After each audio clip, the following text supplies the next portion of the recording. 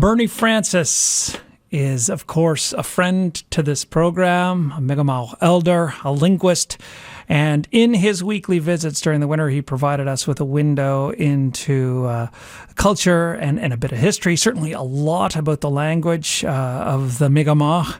You can find all those conversations on our website, cbc.ca/mainhfx. Yesterday, he let one of my coworkers know that he has been getting requests to sing and play Amazing Grace in Mi'kmaq, and on behalf of his people for the victims of this weekend's violence. Now, because of the pandemic, Bernie is not allowed. Guests are not allowed. They're not allowed to visit us in the studio these days. And so we sent out a camera to meet Bernie and record him today in the Mount Olivet Cemetery here in Halifax. This is what it sounded like.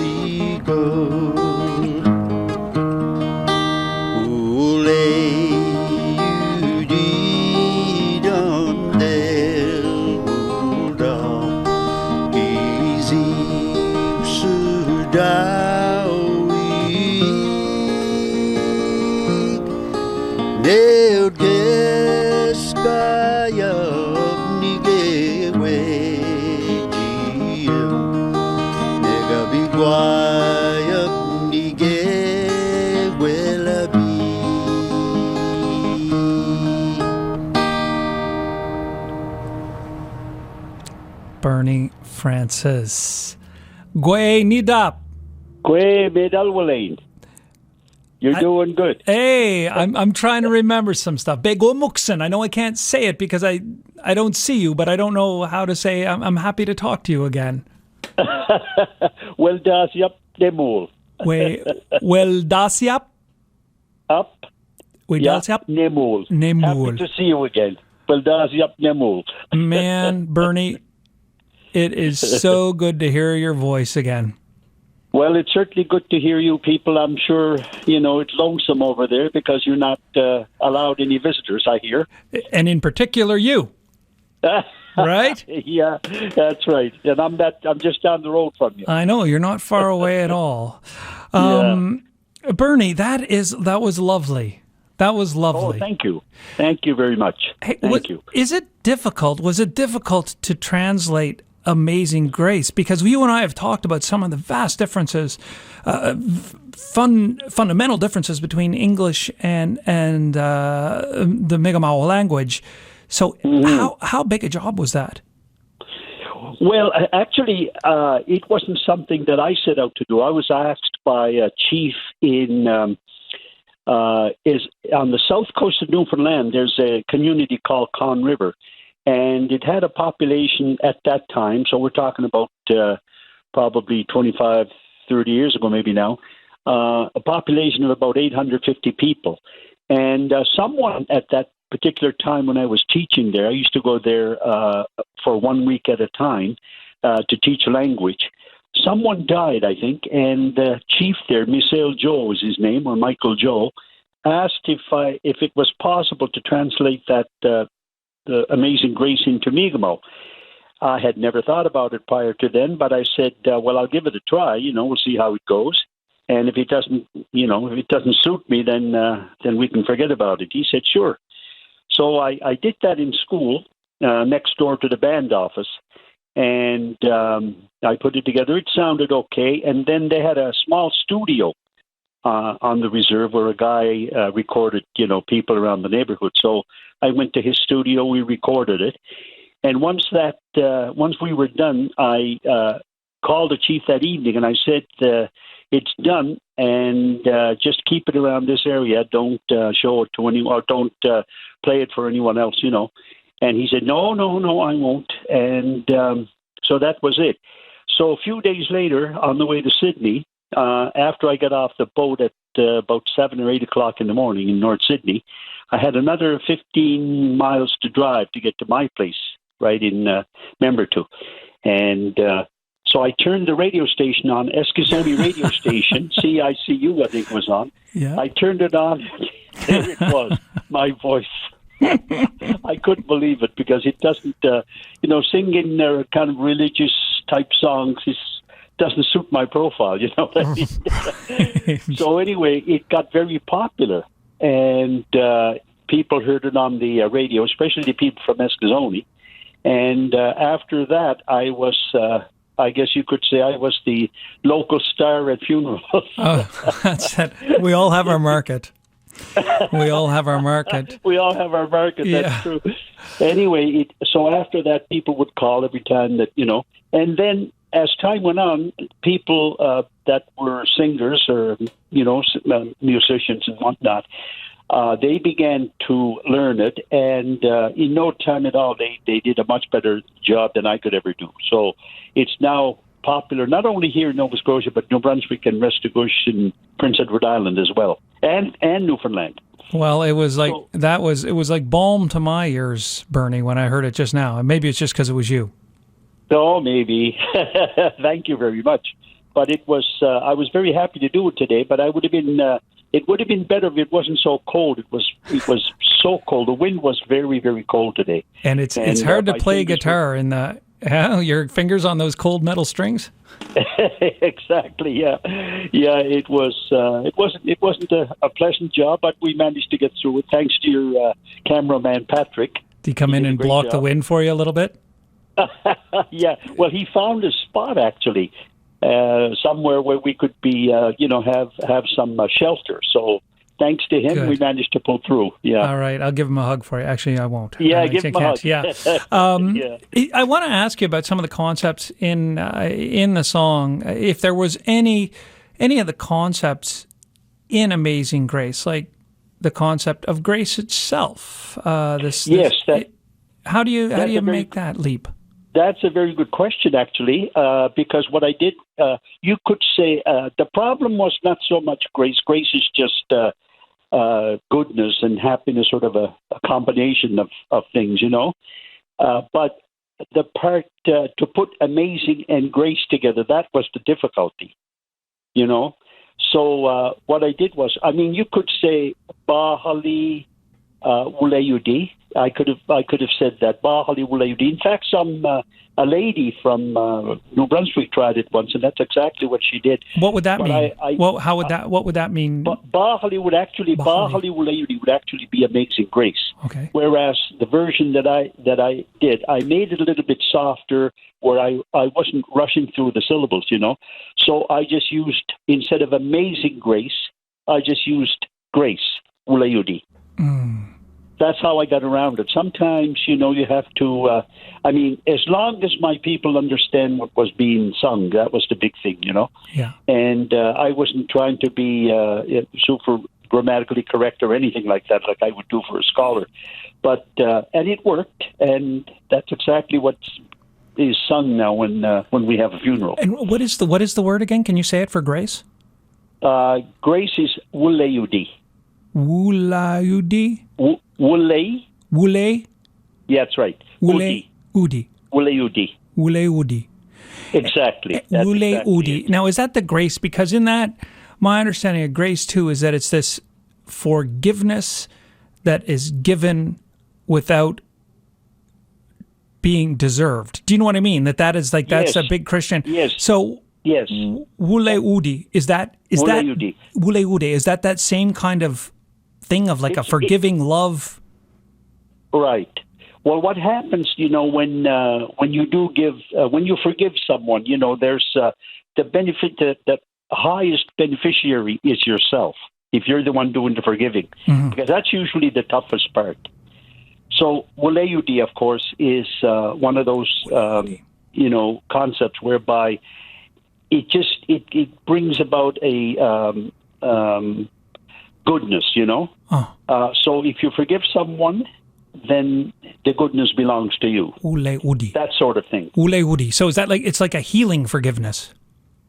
Yes, of course, because no matter which way you look at it, you do better when you're a happy person. You heal better, you feel better, you get along with other people better, Yeah. Yeah, so that's what that encompasses. Well, I say, Bernie, it is good to talk to you again, but these are, when we talk about being happy people, I would say that there's probably not a lot of people in Nova Scotia these days who I would say are happy. Yeah. It's a challenging time, and it's a very, very, very difficult time, and that's probably why I had 3 or 4 people call and asked if I would consider doing Amazing Grace for the people who were affected by the shooter. It was really terrible, and our people are very compassionate, and they would travel great distances for funerals and so on. I've noticed that ever since I was a kid. They would travel all the way from Restigouche, Quebec to Membertou, which is about 500 miles. And, so this is how they show respect for people who have recently died, particularly in tragic incidences. So they're very supportive and, What have people been saying? People in your community and in other First Nations communities, other Mi'kmaq communities across Nova Scotia that you've been talking to? Oh, well, one woman she said she was, she had a particular stake in it. It just so happens that her son is an RCMP officer in the Truro area. So sometime during the night, he got a call to get out there, and he got the information as to what was going on.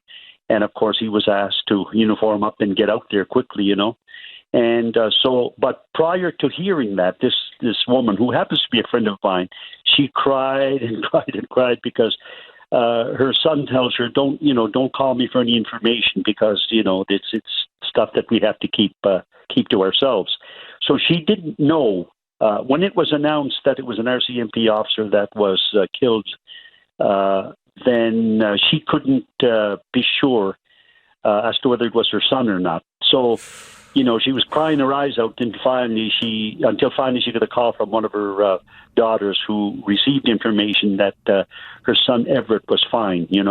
Oh boy! And but other people, they can't believe. Every now and again, you'll hear of a shooting for, maybe usually one person, possibly 2 people. But in this case, it was just absolutely senseless, and they're just talking about it like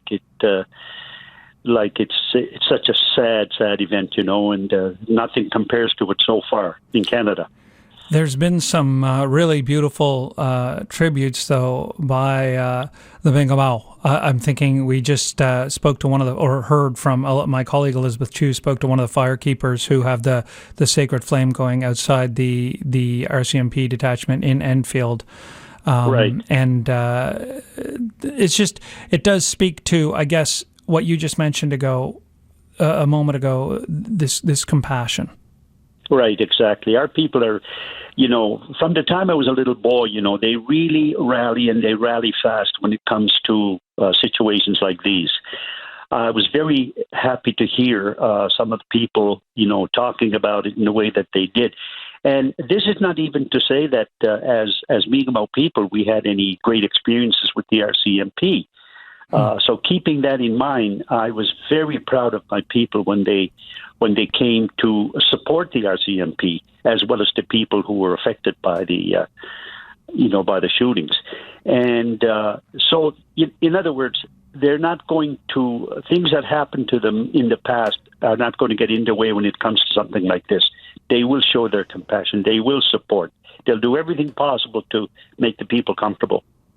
We've spoken, I think, before about the forgiving nature.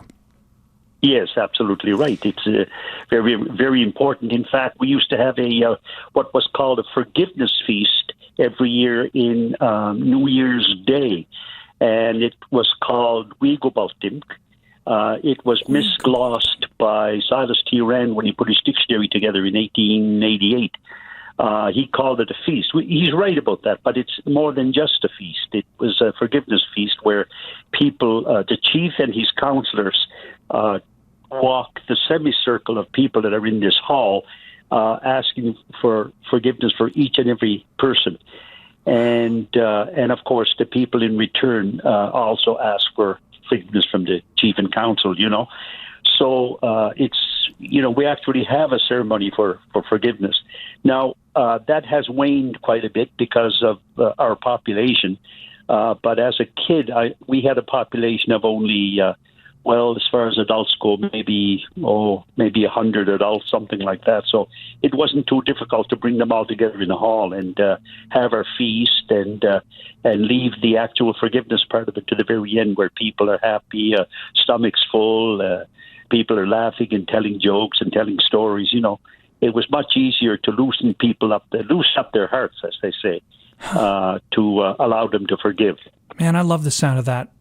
I would like to talk more about that. Absolutely, we will. Bernie, I cannot tell you, my friend, again, it is so good to hear your voice. It reminds me of times before the world went insane. Yes, exactly. It has been a very tough time for everyone, I'm sure. And it's not easy for me not to be able to go out to my favorite bars and have a drink with my friends, but I don't know whether I can even remember their names now. It's been so long. But it's good. You know what? Then you don't have to worry about the forgiveness ceremony, because if you can't remember their names, they probably can't remember what you did to tick them off. Well, that's a good thing. Yeah.